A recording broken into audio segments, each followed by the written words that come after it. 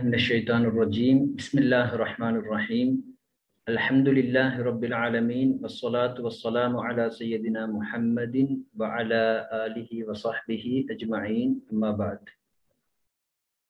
கணியத்துக்குரிய நண்பர்களே சகோதரர்களே, ரமலான் மாதத்தில் ஒழுங்கு செய்யப்பட்டிருக்கின்ற 10 நாள் கொண்ட அல் குர்ஆனை ஓத பழகுவதற்குண்டான இந்த வகுப்புல 10வது தினமாக கடைசி நாளாக நாங்கள் இன்றைக்கு ஒன்று சென்றிருக்கிறோம். அல்லாஹு தாலா எங்களுடைய ஒன்று கூடலை புரிந்து கொள்வானாக.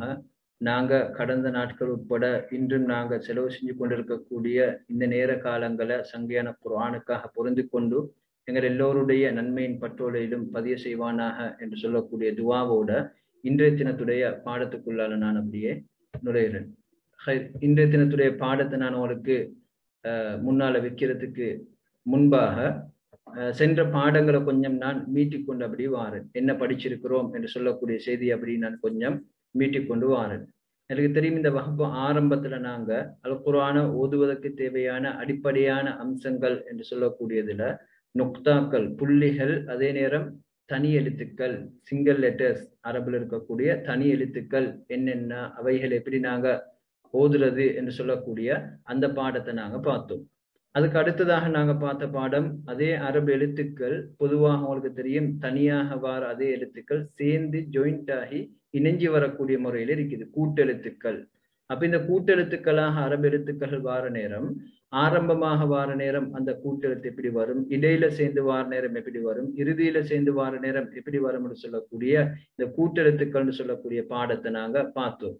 அதனுடைய தொடர்ச்சியாக அடுத்தது இன்னும் ஒரு முக்கியமான ஒரு பகுதியை நோக்கி நாங்கள் நகர்ந்தோம். அதுதான் அடையாள குறியீடுகள், ஹரக்கத்துகள் என்று சொல்லுவோம். இந்த அடையாள குறியீடுகள் என்று சொல்லக்கூடிய பாடத்துக்கு போனோம். எனக்கு தெரியும் அரபு எழுத்துக்கள்ல சவுண்ட்கள் வித்தியாசமாக வார நேரம், சேர்த்து வாசிக்கிற ஓதுற நேரம், இந்த குறியீடுகள் மாறுற நேரம் தான் வாரது. உதாரணமாக ஃபத்ஹா, கஸ்ரா, பம்மா பார்த்தோம். இவைகள் மூணுக்கும் 3 விதமான சவுண்ட் வரும். பா என்ற எழுத்து எடுத்துக்கொண்டால் ப, பி, பூ. ஃபத்ஹா வச்சால் ப, கஸ்ரா வச்சால் பி, பம்மா வச்சால் பூ என்று சவுண்ட்கள் மாறும். மாறுறதுக்கு இந்த குறியீடுகள் தான் பிரதானம். அப்ப அந்த குறியீடுகள்ல ஃபத்ஹா, கஸ்ரா, பம்மா, சுகூன். அதுக்கு அடுத்ததாக நாங்க பார்த்தோம் ஃபத்ஹத்தேன், கஸ்ரத்தேன், பம்மத்தேன். அதுக்கு அடுத்ததாக நாங்க பார்த்தோம் மத்துடைய எழுத்துக்கள் இருக்கக்கூடிய வாவ், அலிஃப், யா. அதுக்கு பிறகு ஃபத்ஹா மத்தா, கஸ்ரா மத்தா, பம்மா மத்தா போன்ற இந்த குறியீடுகளை பார்த்தோம். இந்த குறியீடுகள் என்னன்னா, இந்த குறியீடுகள் ஒரு இடத்துல சேர்ந்து வார நேரம் எப்படி நாங்க அதை ஓதணும்னு சொல்லக்கூடிய பயிற்சிகளை நாங்க விரிவாக பார்த்திருக்கிறோம். அதனுடைய தொடர்ச்சியாக இறுதியாக ஒரு குறியீடு இருக்குது. இந்த குறியீடை பார்த்துட்டோம்னால் அரபு எழுத்துக்களோட சேர்ந்து வரக்கூடிய குறியீடுகள் எல்லாம் நாங்க பார்த்திருக்கிறோம். அப்ப எப்படி எந்த இடத்துல எந்த மாதிரி வந்தாலும் எங்களுக்கு வாசிக்க இயலுமா இருக்கும். அப்ப இந்த குறியீடையும் ஞாபகம் வச்சுக்கண்டு நீங்க பிராக்டிஸ் பண்ணி நீங்க கொஞ்சம் ஒரு டைம் ஒதுக்கி நீங்க வாசிக்க பழகிட்டீங்க என்றால் அல்ஹம்துலில்லாஹ் குர்ஆன் ஓத இயலும் உங்களுக்கு. அதுக்கு அடுத்த கட்டம் இருக்கிறது என்றால் உங்களோட ஓதலை இன்னும் இம்ப்ரூவ் பண்றதுக்கு, உங்களோட ஓதலை நீங்க இன்னும் வளர்த்து கொள்றதுக்கு உண்டான பயிற்சி எடுத்துக்கொள்ளணும். அடுத்தது ஓதலை திருத்திக் கொள்றதுக்கு உண்டான தஜ்வீதுன்னு சொல்லக்கூடிய அந்த பகுதியிலையும் கவனம் செலுத்திட்டீங்க என்றால் திறன்பட குர்ஆனை இன்ஷா அல்லாஹ் ஓதிக்கொள்ளலாம். நாங்க இன்றைக்கு பாடத்துக்கு போவோம். இன்றைக்கு நாங்க படிக்க போற பாடம் என்னன்னு சொன்னால் இறுதியாக ஷத்தா என்று சொல்லக்கூடிய குறியீடு, ஷத்து என்று சொல்லுவோம் அல்லது ஷத்தா என்று சொல்லுவோம். பார்க்கலாம், உங்களுக்கு ஸ்கிரீன்ல இருக்குது. இந்த குறியீடுக்கு தான் அரபுல என்ன சொல்லுவோம்னா ஷத்தா அல்லது ஷத்து என்று நாங்க சொல்லுவோம், ஷத்து என்று சொல்லுவோம். இப்ப இந்த ஷத்து என்று சொல்லக்கூடிய எழுத்து எப்படி ஒரு எழுத்துல வரப்போகுது சேர்ந்து, அப்படி சேர்ந்து வார நேரம் நாங்க எப்படி அதை வாசிக்கிறது என்று சொல்லக்கூடிய செய்தியை பார்ப்போம். அதுக்கு முன்னதாக நான் உங்களுக்கு விளங்கப்படுத்துறேன், ஸ்கிரீன்ல பாருங்க. ஒரு எழுத்துக்கு ஷத்து செய்யப்பட்டு வார என்று சொன்னால் அதனுடைய யதார்த்தம் என்னன்னு சொன்னால் அதே மாதிரியான இன்னும் ஒரு எழுத்து அது உள்ளால இருக்குது என்று சொல்லக்கூடிய ஒரு செய்தி தான் அங்க இருக்குது. பாருங்க, உதாரணமாக ஒரு ஷத்து செய்யப்பட்ட பாக்கு ஃபத்ஹாம் செய்யப்பட்டிருக்குது. ஷத்தோட ஃபத்ஹா செய்யப்பட்ட ஒரு பா இருக்குது என்று சொன்னால் இதனுடைய யதார்த்தமான நிலைமை என்னன்னு சொன்னால், அதாவது ஒரு பா முன்னால ஒரு பாக்கு சுகுன் செய்யப்பட்டு அடுத்தது இன்னும் ஒரு பான்னு சொல்லக்கூடிய எழுத்துக்கு ஃபத்ஹா செய்யப்பட்டிருக்குது. அப்ப இந்த சுகுன் செய்யப்பட்ட பா என்று சொல்லக்கூடிய எழுத்தும் ஃபத்ஹா செய்யப்பட்ட பா என்று சொல்லக்கூடிய எழுத்தும் இது ரெண்டும் ஒன்றுக்கு சேர்ற நேரம் தான் ஷத்தா செய்யப்பட்ட பாவாக மாறுது. ஷத்தா செய்யப்பட்ட பாவாக மாறுது. இதை கிரகிச்சு கொள்ளுங்க. பாருங்க, முதலாவது பா சுகுன் செய்யப்பட்டிருக்குது, பிளஸ் அடுத்த பாக்கு பாருங்க ஃபத்ஹா செய்யப்பட்டிருக்கு. இது ரெண்டும் சேர்ற நேரம் தான் பாருங்க இங்க பா வந்து ஷத்தாவோட ஃபத்ஹா செய்யப்பட்டிருக்குது. அப்ப விளையம் கொள்ளணும் என்னன்னு சொன்னால் ஷத்தா செய்யப்பட்ட எழுத்து என்னன்னு சொன்னால் ஒரு சுகுன் செய்யப்பட்ட எழுத்தும் அதோட இன்னும் ஒரு ஹரக்கத் செய்யப்பட்ட எழுத்தும் இணைகிற நேரம் தான் ஷத்தா செய்யப்பட்ட ஒரு எழுத்து உருவாகிறது. திரும்ப சொல்றேன், ஒரு சுகுன் செய்யப்பட்ட எழுத்தும் ஒரு சுகுன் செய்யப்பட்ட எழுத்தோட இன்னும் ஒரு ஹரக்கத் செய்யப்பட்ட ஃபத்ஹாவோ கஸ்ராவோ தம்மாவோ ஹரக்கத் செய்யப்பட்ட எழுத்து ரெண்டும் சேர்ற நேரம் தான் ஒரு சத்து செய்யப்பட்ட எழுத்து உருவாகுது என்று சொல்றதை நான் ஞாபகப்படுத்தினேன். விளங்கிருக்குன்னு நினைக்கிறேன். இந்த உதாரணத்தை பார்த்தா தெரியும் பாருங்க. பா என்று சொல்லக்கூடிய அந்த முதலாவது எழுத்துக்கு சுகுன் செய்யப்பட்டிருக்குது, பிளஸ் அடுத்த பா என்று சொல்லக்கூடிய எழுத்துக்கு ஹரக்கத்து, அதாவது ஃபத்ஹா என்று சொல்லக்கூடிய ஹரக்கத் குறியீடு வந்திருக்குது. இது ரெண்டும் இணையற நேரம் தான் பாருங்க சமன் ஒரு சத்து செய்யப்பட்ட பா உருவாகி இருக்குது. சத்தோட ஃபத்ஹா செய்யப்பட்ட பா உருவாகி இருக்குது. ரைட். இப்ப அடுத்தது நாங்க பார்க்க போறோம் என்னென்றால் இந்த சத்து செய்யப்பட்ட பா, அதாவது சத்து செய்யப்பட்ட ஒரு எழுத்து வந்துட்டு என்று சொன்னால் அதை நாங்க எப்படி ஓதுறது, அதனுடைய சவுண்ட் எப்படி வரும் என்று சொல்லக்கூடியதை பார்ப்போம். பாருங்க அங்க உதாரணம் போட்டிக்கிறேன் பாருங்க. ஹம்சா அதுக்கு ஃபத்ஹா, அடுத்தது பாருங்க பா, அந்த பாக்கு ஷத்தாவோட ஃபத்ஹா வந்திருக்குது. இதை நாங்க எப்படி ஓதுவோம்? இதை எப்படி ஓதுவோம்டா அது லேசுப்படுத்தி உங்களுக்கு போட்டிக்கிறேன் பாருங்க. ஏற்கனவே நான் உங்களுக்கு ஞாபகப்படுத்திட்டு வந்தேன். ஒரு ஷத்தா செய்யப்பட்ட எழுத்து என்னென்றால் ஒரு சுகுன் செய்யப்பட்ட எழுத்தோட இன்னும் ஒரு ஹரக்கத் செய்யப்பட்ட ஒரு எழுத்து சேர்ற நேரம் தான் அங்க ஷத்தா செய்யப்பட்ட எழுத்து உருவாகுதுன்னு சொன்னேன். எனவே பாருங்க இனி போட்டிக்கிற முதலாவது சுகுன் செய்யப்பட்ட எழுத்தோட இன்னொரு ஹரக்கத் செய்யப்பட்ட எழுத்தை இணைக்காம போட்டிக்கிறேன் பாருங்க. உங்களுக்கு பார்த்தன விளங்கும். ஹம்சா இருக்குது, அதுக்கு அடுத்தது பா இருக்குது சுகூன், அதுக்கு அடுத்த பா இருக்குது ஃபத்ஹா. இதை நாங்க ஓது நேரம் எப்படி சொல்லுவோம்? ஹம்சாக்கு ஃபத்ஹா வச்சா அ, பாக்கு சுகூன் வச்சா இப் அப், அங்கால பாக்கு ஃபத்ஹா வச்சால் ப அப்ப அப்ப அப்ப. விளங்கும் உங்களுக்கு? இதே சவுண்ட் தான் அங்கால சத்தா செய்யப்பட்ட ஒரு பா வந்துட்டா நாங்க சொல்லுவோம் அப்ப. முன்பு பாருங்க, ஹம்சா பாக்கு சுகூன் அடுத்த பாக்கு ஃபத்ஹா, அதை எப்படி சொல்லுவோம் நாங்க? அப்ப.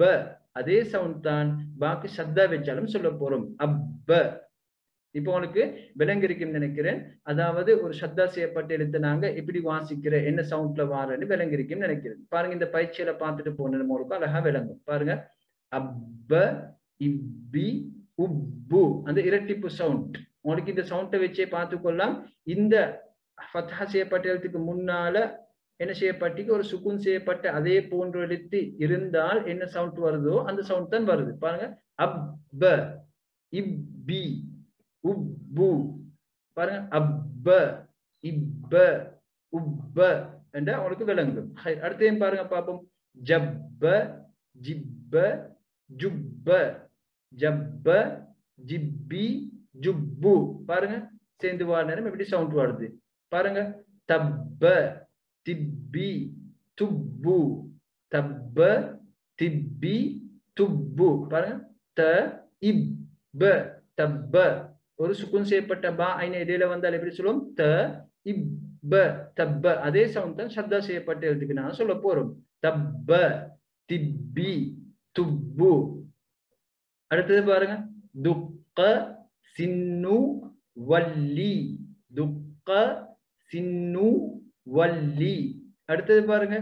எம்ம சும்ம லம்மா, எம்ம சும்ம லம்மா என்று சொல்ற மாதிரி என்ன எழுத்துக்கள்ல இந்த சத்தா சேர்ந்து வந்தாலும் உங்களுக்கு அல்ஹம்துலில்லாஹ் இப்போ ஓதேலும்னு நினைக்கிறேன். இவ்வளவுதான் இதுல இருக்கக்கூடிய விஷயம். இதுல எந்த ஒரு சிரமமுமே கிடையாது. சுருக்கம் என்னென்றால் சத்தா என்று சொல்லக்கூடிய குறியீடு உங்களுக்கு தெரியும். ரெண்டாவது இந்த சத்தா என்று சொன்னால் என்னன்றதை நான் விளங்கப்படுத்தினேன் இலகுவாக விளங்கிக் கொள்றதுக்கு. ஒரு சுகுன் செய்யப்பட்ட எழுத்தோட ஹரக்கத் செய்யப்பட்ட ஒரு எழுத்து சேர்ற நேரம் தான் சத்தா செய்யப்பட்ட ஒரு எழுத்து உருவாகுது என்று பார்த்தோம். அப்ப அதை நாங்க வாசிக்கிற நேரம் என்ன சவுண்ட் வாரன்னு பாக்குற நேரம் அழகா நான் உங்களுக்கு லேசா சொல்லி காட்டினேன். அதாவது எந்த எழுத்துக்கு சத்தா வந்திருக்குதோ அதே எழுத்துல நாங்க சத்தாவை நீக்கிட்டு அதே எழுத்து முன்னால சேர்த்து அதுக்கு சுகுன் வச்சு வாசிக்கிற நேரம் எப்படி வாசிப்போமோ அந்த சவுண்ட் தான் சத்தா செய்யப்பட்ட எழுத்துக்கு நாங்க கொடுப்போம். உதாரணமாக இந்த அப்பன்றதை நான் எழுதி காண்பிச்சுக்கிறேன் பாருங்க. முதலாவது சத்தாவை நீக்கிட்டு முதலாவது ஒரு பாவை போட்டு சுகுன், அடுத்த பாக்கு ஃபத்ஹா வச்சிருக்குது. எப்படி வாசிக்கிறோம்? அப்ப. இதே மாதிரிதான் சத்தா செய்யப்பட்டிருந்த வாசிச்சிரும். அடுத்த பாரு அங்கால இருக்குது அப்ப என்று வாசிக்கிறேன்னு சொல்லி நாங்க பார்த்தோம். உதாரணங்களை பார்த்தோம். அப்ப இப்ப உப்ப ஜப்ப ஜிப்ப ஜுப்ப தப்ப திப்பி துப்பு துப்ப சின்னு வள்ளி எம்ம சும்ம லம்மா என்று சொல்லக்கூடிய உதாரணங்களை போல. இவ்வளவுதான், சிரமம் ஒன்றும் இல்லை. நீ கேட்டு சரியா கிரகிச்சு கவனிச்சு பார்த்து கொண்டிருக்கேன்னு நினைக்கிறேன். சிம்பிளான ஒரு விஷயம், கஷ்டம் ஒன்றுமே இல்லை இந்த ஷத்தான்னு சொல்லக்கூடிய பாடம். இது மாத்திரமல்ல, நான் உங்களுக்கு இலகுவான நடைமுறையை தான் சொல்லித்தாரேன். ஒன்றும் கஷ்டம் ஒன்றும் இல்லை எங்களுக்கு இதை ஓதிக்கொள்றது. பாருங்க, இது சொற்கள்ல சேர்ந்து வா நேரம் எப்படி ஓதுறன்னு சொல்லி நான் பார்ப்போம். பாருங்க, முதலாவது தப்பத் என்ற வசனம் ஒன்று இருக்கு, சொல்ல ஒன்று இருக்குது. இதுல பாருங்க தாக்கு ஃபத்ஹா, அடுத்து பாருங்க பாக்கு சத்தாவோட ஃபத்ஹா வந்திருக்குது, அடுத்த தாக்கு சுக்கூன். இதை நாங்க எப்படி சொல்லுவோம்? தாக்கு ஃபத்ஹா வச்சால் த என்ற சவுண்ட், பாக்கு சத்தா வச்சால் உங்களுக்கு தெரியும் ஒரு பாக்கு முன்னுக்கு சுக்கூன் வச்சு அடுத்த பாக்கு ஃபத்ஹா வச்ச வார சவுண்ட் தான் வரணும். அப்ப த இப்ப தப்ப, அங்கல தாக்கு சுக்கூன் இத், தப்பத் தப்பத் தப்பத் யதா தப்பத். அடுத்து பாருங்க ஹம்மலத ஹம்மலத வல்லைலி வல்லைலி வஷ்ஷம்சி வஷ்ஷம்சி மஸ்ஸத்ஹும் மஸ்ஸத்ஹும் அஸ்ஸாலிஹாத்து அஸ்ஸாலிஹாத்து ظில்லின் ظில்லின் என்று சொல்லக்கூடிய உதாரணத்தை மாதிரி. இவ்வளவுதான் இன்னைக்கு இருக்கக்கூடிய பாடம். இலகுவான லேசான ஒரு பாடம். சமரியாக நான் சொல்லி இந்த பாடத்தை நான் நிறைவு கொண்டு வரேன். இன்றைக்கு நாங்க படிச்ச பாடம் என்னன்னு சொன்னால், ஷத்தா என்று சொல்லக்கூடிய குறியீடும் அந்த குறியீடு எழுத்துக்கள் சேர்ந்து நேரம் எப்படி நாங்க வாசிக்கிறன்றதை தான் நாங்க பார்த்தோம். முதலாவது பார்த்தோம் ஷத்தான்ற குறியீடு உங்களுக்கு தெரியும், ஸ்கிரீன்ல விளங்குது. ரெண்டாவது நான் அந்த பாடத்துல விளங்கப்படுத்தினேன், ஷத்தா செய்யப்பட்ட ஒரு எழுத்து என்றால் என்னன்னு கேட்டால், அதாவது ஒரு சுகுன் செய்யப்பட்ட எழுத்தோட இன்னும் ஒரு ஹரக்கத் செய்யப்பட்ட எழுத்து ஜாயிண்ட் ஆகிற சேர்ற நேரம் தான் ஷத்தா செய்யப்பட்ட ஒரு எழுத்து உருவாகுதுன்னு நான் உங்களுக்கு சொன்னேன். உதாரணமாக பாக்கு சுகுன் வச்சு அதுக்கு பின்னால் அடுத்த பாக்கு ஃபத்ஹா வச்சு இது ரெண்டையும் சேர்த்து காட்டி இருந்தேன். இப்ப என்று சொல்லி அந்த ஷத்தா செய்யப்பட்ட எழுத்து உருவாகிறது. ரெண்டாவது பார்த்தோம், இந்த ஷத்தா செய்யப்பட்ட எழுத்துக்களை நாங்க எப்படி வாசிக்கிறோன்னு வார நேரம் எந்த எழுத்துக்கு ஷத்தா செய்யப்பட்டிருக்குதோ அந்த ஷத்தாவை நீக்கிட்டு அதுக்கு முன்னால அதே மாதிரி ஒரு எழுத்தை வச்சு அதுக்கு சுக்கூனை வச்சால் நாங்க வாசிக்கிற நேரம் என்ன சவுண்ட் வருதோ அதே சவுண்ட் நாங்க வைப்போம். அதே மாதிரி அப்பான்னு சொல்லக்கூடிய அந்த உதாரணத்தை நான் உங்களுக்கு எழுதி விளங்கப்படுத்திருந்தேன். ஹம்சாக்கு ஃபத்ஹா, அடுத்த பாக்கு சுக்கூன், அடுத்த பாக்கு ஃபத்ஹா. எப்படி ஓதுவோம்? அப் அ இப்ப அப்ப என்று ஓதுவோம்னு சொல்லி காண்பிச்சேன். இதே மாதிரிதான் ஷத்தா செய்யப்பட்ட பா அங்கால வந்தது எப்படி சொல்லுவோம்? அப்ப ஜப்ப தப்ப என்று சொல்லி பார்த்தோம். அதுக்கு பின்னால அதாவது சொற்கள்ல சேர்ந்து வார நேரம் எப்படி இந்த ஷத்தாவோட எழுத்த ஓதுறது என்று சொல்லக்கூடிய விஷயத்த பார்த்தோம். இவ்வளவுதான், இலகுவான விஷயம். வளமே மாதிரி சொல்ற செய்திதான். இதுக்கு நல்லா கிரகிச்சிருப்பீங்க, கவனிச்சிருப்பீங்க. இன்ஷா அல்லாஹ் வளமே மாதிரி PDF அனுப்புவேன். கொஞ்சம் டைம் எடுத்து ப்ராக்டிஸ் பண்ணுங்க. சப்ஜெக்டை கிரகிச்சு கொண்டு அதை ஞாபகத்தில் வச்சு ப்ராக்டிஸ் பண்ணுங்க. இன்ஷா அல்லாஹ் உங்களுக்கு வாசிக்கிறது அரபு குர்ஆன் ஓதுறதல்ல, எந்த ஒரு நூல் எடுத்தாலும் வாசிக்கிறது மிக சிம்பிளா இருக்கும். சரி, அதோடு நாங்க இன்றைய தினத்தோட இந்த பாடம் நிறைவு பெறுது. 10 நாளுடைய வகுப்பு. எனக்கு தெரியும் இந்த 10 நாள்ல நான் உங்களுக்கு நுக்தால இருந்து தொடங்கி இந்த குறியீடுகள்ல ஷத்தா வரக்காட்டியும் கொண்டு போயிருக்கிறேன். இது வரக்காட்டியும் இருக்கக்கூடிய சப்ஜெக்ட் நீங்க சரியா கிரகிச்சுக்கிட்டீங்கன்னால் இவ்வளவுதான் எனக்கு குர்ஆன் ஓதுறதுக்கு தேவையான பேசிக் அல்லது ஒரு அரபை வாசிக்கிறதுக்கு தேவையான அடிப்படைகள். இவ்வளவுதான். இந்த 10 நாளுக்கு நான் 20 நிமிஷம் மேனி ஒதுக்கி உங்களுக்கு சொல்லி தந்தேன். இவ்வளவுதான் விஷயம் இருக்குது. இதை உங்களுக்கு டியூட்டர்களாக நான் அனுப்பியிருக்கிறேன். இதை நீங்க கொஞ்சம் எடுத்து கிரகிச்சு டைம் எடுத்து உட்கார்ந்து பிராக்டிஸ் பண்ணீங்க என்றால் இன்ஷா அல்லாஹ் உங்களுக்கு திறமையாக குர்ஆனை இன்ஷா அல்லாஹ் ஓதிக்கொள்ளலாம்.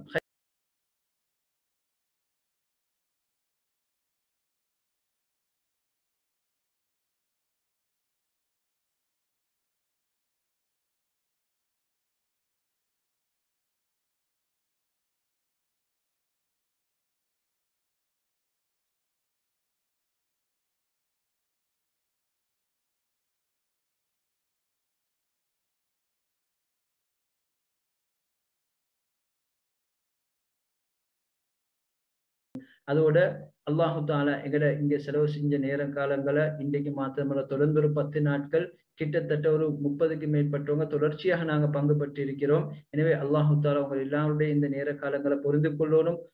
ஆர்வத்தோட குர்ஆனுக்காக நேரம் கொடுத்தீங்க. இந்த நேர காலங்களை பொருந்து கொண்டு குர்ஆனை திறன்பட ஓதக்கூடிய வாய்ப்பை தந்து தொடர்ந்தும் வாழ்க்கையில குர்ஆனுக்காக நேரங்களை ஒதுக்கக்கூடிய தௌஃபீக்கை தந்தரணும்.